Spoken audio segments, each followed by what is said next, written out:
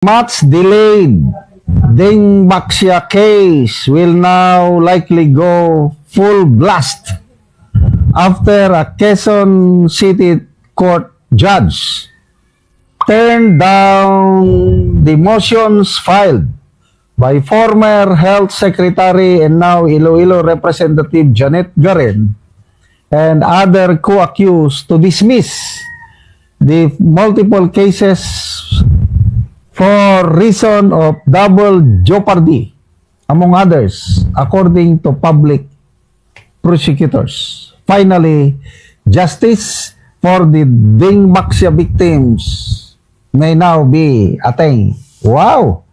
Matagal na ito! Panahon pa ni Pinoy, ngayon lang nagkakaroon ng full-blown trial. Breaking news mga kaibigan! Ding Baxia Queen! Nako, nakarma! Yan ang sinasabi natin. Ang gaba, di magsaba. Di ba? Karma is real. Ano pong nangyari dito kay Ding Baxia Queen mga kaibigan? Dahil ibinasura po ng korte ng Quezon City ang kanilang motion. Kasi nag-petition sila nag-ano sila ng motion Motion to dismiss. Kaso lang mga kaibigan, minalas po etong si Ding Baxia Queen. Dahil ibinasura na po ng Quezon City Court. Nako, ibig sabihin mga kaibigan, tuloy-tuloy ang kaso. Nako, makukulong yata ito mga kaibigan. Mukhang panalo po dito si Kiko Barsaga Meow Meow. Kasi nung isang araw lang po, kasasabi lang po ni Kiko Meow Meow, Ding Baxia Queen. Tinawag niya na Ding Baxia Queen. Dahil ito naman kasing si Garin, ito naman kasing si Garin mga kaibigan, pinipilit niya pong ipa-expel sa Kongreso etong si Kiko Barsaga. After po niya masuspend ng 2 beses, ang gusto po ni Garin mga kaibigan, tatanggalin na po siya sa Kongreso. As in, expulsion. Katulad ng ginawa nila kay dating Congressman Teves. Ang gusto ni Garin guys, talagang totally mabubura na po siya sa Kongreso itong si Kiko Barsaga. Sobrang pikon niya Galit na galit siya kay Kiko Barsaga. So, ang kanyang dahilan guys kung bakit siya nagagalit kay Kiko Barsaga, dahil masyado daw itong nang-aasar. Sabi ko, nang-aasar lang? Yun lang yung reason ninyo? Nang-aasar siya? Tapos, ang gusto nyo, tatanggalin na siya sa Kongreso? Grabe naman. Sobra naman mga kapal na mga mukha ninyo. Di ba? Hindi kayo nag-iisip na lahat po tayo ay may karapatan magbigay ng mga sarili nating mga critics. Katulad po ng ginagawa ni Representative Kiko Barsaga. Ganon din yung ginagawa ni Representative Leviste. Di ba? Nagbibigay po sila ng critics kasi opposition na po sila. In fact, si Kiko Barsaga po, meow-meow mga kaibigan, para lang po sa inyong idea guys, nanumpa na po siya bilang PDP laban. Kanina lang yata yun nangyari. So, ibig sabihin mga kaibigan, PDP laban na po si Kiko Barsaga. Yes! Palakpakan naman natin. Welcome! Welcome po, Kiko Barsaga, sa PDP laban. O, di ba? Ngayon, mga kaibigan, minalas po etong si Garin. Ayan o, basahin natin Ding Baxia case, sa wakas, uusad na. Matapos ibasura ng korte ang motion Nina, ex-Health Secretary Janet Garin.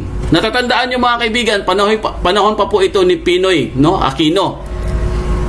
Kung hindi ako nagkakamali po, mga 2015 yata ito na or 2000, kung hindi lang po ako nagkakamali para to be exact po mga kaibigan, ito po ay 2015.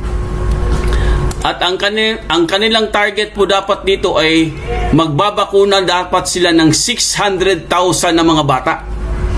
Kaso lang, sa sobra nilang madali, sa sobra nilang gaham sa kapangyarihan, gaham sa pera, Kasi gusto nilang kumita agad.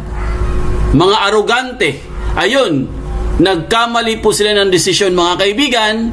Marami pong nabiktimang mga bata. Talagang nabura po ang mga pangarap ng mga batang ito. Dahil sila po ay nabiktima dito sa vaccine. Yun na nga. May their soul rest in peace. Kasi po, pumanaw na po yung mga bata, mga kaibigan. Kaya kinasuhan sila. Matagal na po ito, guys. Napakatagal na po ito. Inabutan po ito ni Tatay Digong 2016-2017. Doon na po nagkaroon ng kaso. Itong grupo po ni Deng Vakshakwin. Kaya nga tawag sa kanya Deng Vakshakwin kasi hindi naman talaga nila na-solve yung case So pero akala nila mga kaibigan makakalusot sila dahil nag-file nga sila ng motion to dismiss. Pero ngayong araw na to, eto na nga ang balita. Talagang bilog ang mundo. Hindi natutulog ang Diyos mga kaibigan. Binasura po ang kanilang motion to dismiss. Ibig sabihin, tuloy-tuloy na po ang kaso. Makakasuhan na po talaga sila mga kaibigan at malamang sa malamang po ay makukulong po sila dito. Sana po hindi po ito babalik na rin dahil malamang sa malamang maghahanap na naman po sila ng mga legal remedy para po makalusot na naman po sila sa kaso. Alam natin yan kasi syempre nasa kongreso siya ngayon So mga kaibigan, ang sa akin lang guys, at least napatunayan po natin na meron pong Panginoon. What you sow is what you reap. Tama ba? Tama ba yung saying natin mga kaibigan? What you sow is what you reap. Kung ano ang tinanim mo, yun din po ang aanihin po. Pag nagtatanim ka ng maganda, mabuti, aani ka rin ng mabuti. Pag nagtatanim ka ng masama, aani ka ng masama. Ayan na, karma is real. Hindi natin nakalain Ako, talagang out of nowhere, pagkatapos ng impeachment, bigla pong lumabas itong balita na ito mga kaibigan. Sumambulat po ito sa mundo ng social media. At nag-trending kaagad. Dahil marami pong nag-aabang dito mga kaibigan. Kasi akala po ng karamihan mga kaibigan ay absuelto na po siya. Wala na po siyang kasalanan. Yung pala, meron palang nakapag-file ng kaso. Syempre guys, kina-counter nila, kaya nga nag-motion sila to dismiss dahil ang gusto nilang ipahiwatig dito mga kaibigan, wala daw naman silang kasalanan. Di ba? Wala daw silang kasalanan guys. Biruin nyo, ang dahilan nila is double jeopardy. Kasi pag sinabi mo double jeopardy, hindi kasi pwede yun Pero, sabi ko nga sa inyo guys, mabait ang Panginoon. Nakahanap pa rin ng paraan mga kaibigan para ituloy ang kaso. Lumabas na po ito sa social media. Ayan, breaking news po yan.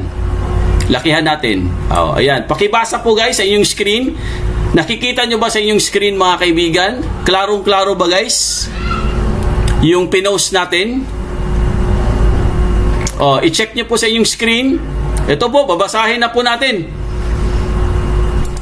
Deng Vaksha case sa wakas uusad na matapos ibasura ng korte ang motion ni na ex-Health Secretary Janet Garin.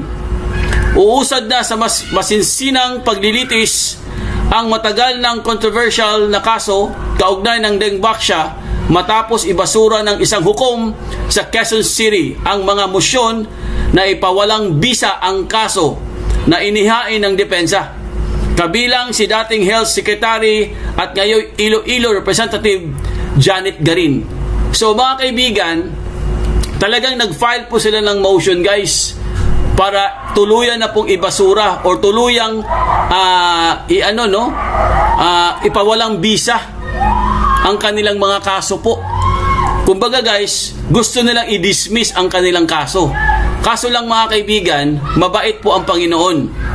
Ito po, basahin natin. Sa inilabas na kautusan noong April 28, 2026, sinabi ni RTC Branch 102 Judge Michael Ken De Jesus na walang sapat na batayan ang mga mosyon para i-dismiss ang kaso. Kabilang ang argumento ng depensa hinggil sa double jeopardy. Nako, yari. Nayari po sila dito mga kaibigan. Hindi pinanigan ng RTC or Quezon City RTC branch yung sinasabi nilang double jeopardy.